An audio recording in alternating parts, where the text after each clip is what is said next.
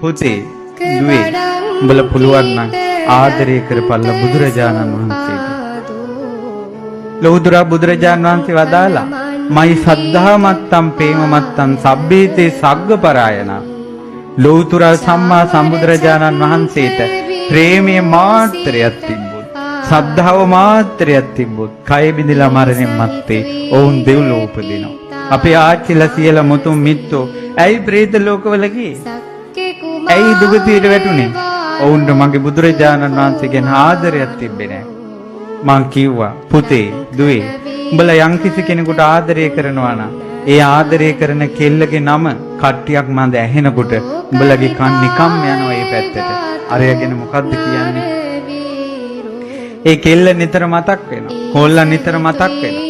එයා ගැන අහනවා, එයා ගැන හොයනවා, එයා ගැන හිතනවා, එයාව පතනවා.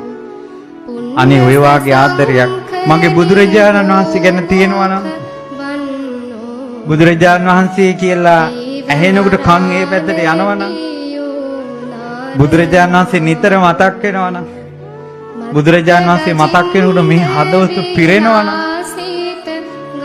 ඒ තරම් අපි බුදුරජාණන් වහන්සේට ආදරය කරන්නේ කවද්ද? ඒ ශාස්ත්‍ර සම්පත්තියට සෙනෙහස දක්වන්නේ කවද්ද? ඒ බුදුරජාණන් වහන්සේ ගිය දිශාවටත් වැඳගෙන ඉන්නේ කවද්ද?